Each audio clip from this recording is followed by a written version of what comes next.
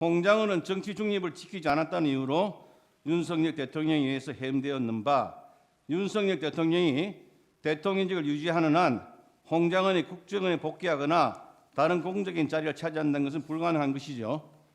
네, 아주 어렵다고 생각합니다. 윤석열 대통령이 탄핵되고 야당 대표 등이 대통령이 되어야 홍장은 자신이 살 수 있게 되는 것이죠. 그럼 뭐 팩트로 말씀드릴 수는 없지만은 그래서 그러므로 홍장은은 위와 같이 협의의 말을 만들어내어 대통령을 탄핵 소추에 이르도록 하였다 할 것인데 정의는 이에 대해서 동의를 합니까? 제가 모르는 팩트들이 많이 섞여 있어서 뭐 동의한다, 동의하지 않는다고 말씀드리는 건 맞지 않을 것 같습니다. 네, 재판장님 이 부분에 대해서는 피청구인 본인이 누구보다 잘 아는 부분이라 한두 가지만 직접 여쭙게 해주십시오. 적어 주십시오. 지금 시간이 가고 있습니다. 그 시간 드리겠습니다. 멈춰 주십시오. 시간 중단해 주십시오. 적어 가지고 대리인한테 주십시오.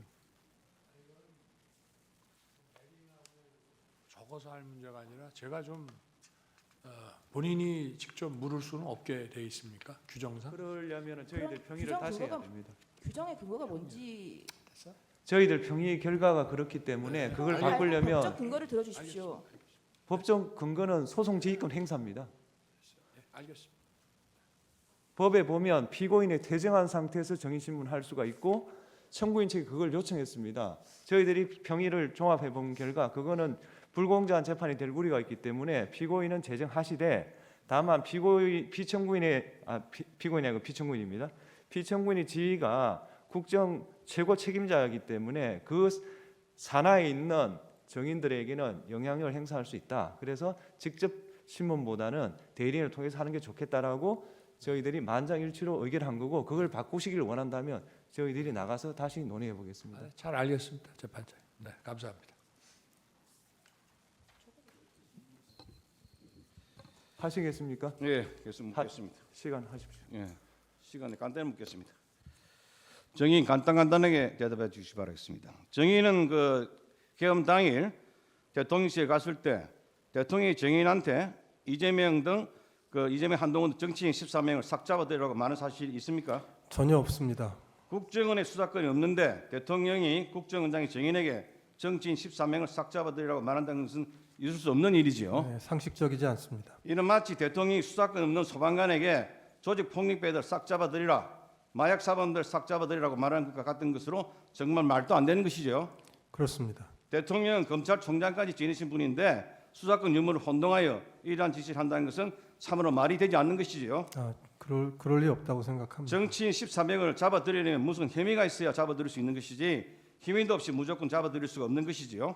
네, 그날 밤 대통령이 정인에게 국정원에 대공수사권을 줄 테니까 무슨 방첩사를 지원하라고 말한 사실이 있습니까? 전혀 없습니다. 국정원에 대공수사권이 주어지기 위해서는 국회가 법률로 가능토록 해야 하는 것이지 대통령이 대공수사권을 준다고 하여 줄 수 있는 것이 아니지요. 네, 이렇게 말도 안 되는 사항을 대통령이 정인에게 말할 수 없는 것으로 대통령이 이러한 사항을 국정원 일처장이 홍장원에게 말한다는 것도 있을 수 없는 것이죠. 예, 좀 생각하기 어렵습니다. 2024년 12월 3일 23시 30분경에 국정원장 집무실에서 국정원 정무지 5인이 긴급회의를 하였는데 그때는 홍장원과 대통령, 홍장원 여인의 간의 통화 모두 끝난 상태였습니다. 만에 하나 대통령이 홍장원과의 두 번째 통화에서 대통령이 홍장원에게 뭐 잡아들이라 했다 뭐 했다 이런 이야기를 했다고 한다면 홍장원은 당연히 이 정무지 5인 긴급회의에서 이 중요한 사항을 말해야 하는 것이죠. 네, 원장한테 보고했었어야 합니다.